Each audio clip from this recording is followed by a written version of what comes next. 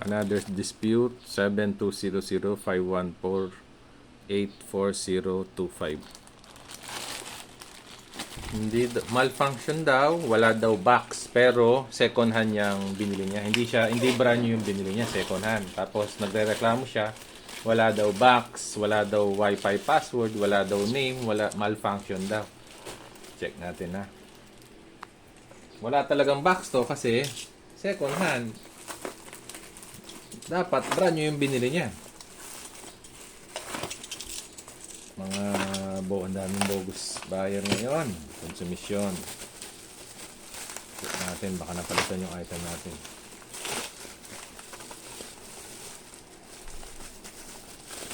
Okay, ito yung ano natin na no box use. Malfunction daw. Ito yung password niya, mami. Ang Wi-Fi name niya is Globatom 66059. Ang password RFM63R257.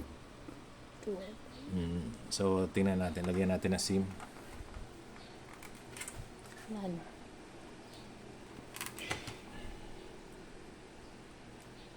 So, TMC mga ilalagay natin.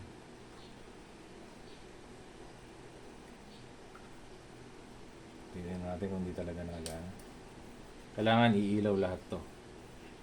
Tapos hindi siya magre-red. Lagyan natin ng LAN cable. Testingin natin sa computer. Para makita big screen. So, ito yung reset button. Re-reset muna natin siya. Pakita ng reset button. Ayan, reset button. So, susundutin lang natin. Hold for 5 seconds. 1, 2, 3, 4, 5. Pag tinignan mo yan, magre-reboot dapat yan. Magre-reboot yung buong. Hindi nag-reboot kami. Ayun, nag-reboot. Okay, so hintayin lang natin. Nag-reboot na siya.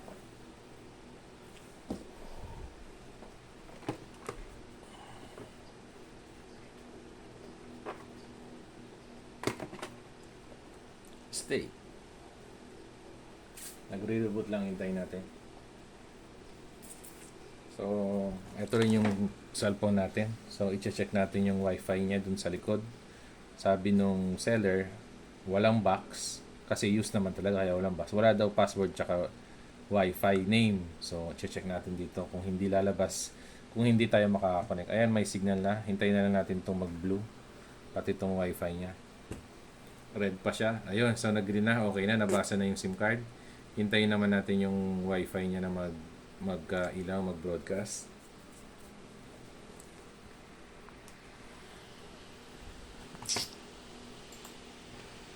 Ayun, meron na. So ngayon, hanapin natin dito sa modem yung pangalan niya. So okay na lahat tong ilaw ha. So gumagana siya, kita ba sa ano? Ayun, green to gumagana, hindi na siya pula. So ayun. Ang pangalan niya doon sa likod is 650059. Ayun no. 650059. Adjust mo yung camera mo. Ayun, kita 6500. Hindi daw nagana. Wala daw yung password. Ayan, meron. No? Ang linaw. So, kiklik ko. Ko-connect tayo dun sa password niya. Ang password niya dito is RF. Ayan. RF M6 M6 3N 3NR 32 F5. Ayan. Ayun yung password niya nasa likod. Wala daw yung password. Sabi nung wala rin daw yung pangalan niya sa Wi-Fi. Hindi siguro marunong user. Pero ka-dispute, pinadala agad ng JNT. Hindi man lang hinintay yung sagot ko. Ayan no. Tap to share the password. Connected na po siya. So connected siya. Ayan no. Pag chinek mo. Ayun no. Globe.home 66059. Globe.home 6605. Ano, 66059. Ayun po. 66059. Connected tayo. So, nagana siya. Ayan o. Connected naman siya ngayon. Ayan yung ano niya. Okay naman yung ilaw. Titingnan natin siya dito. Ayan. Lalagin natin.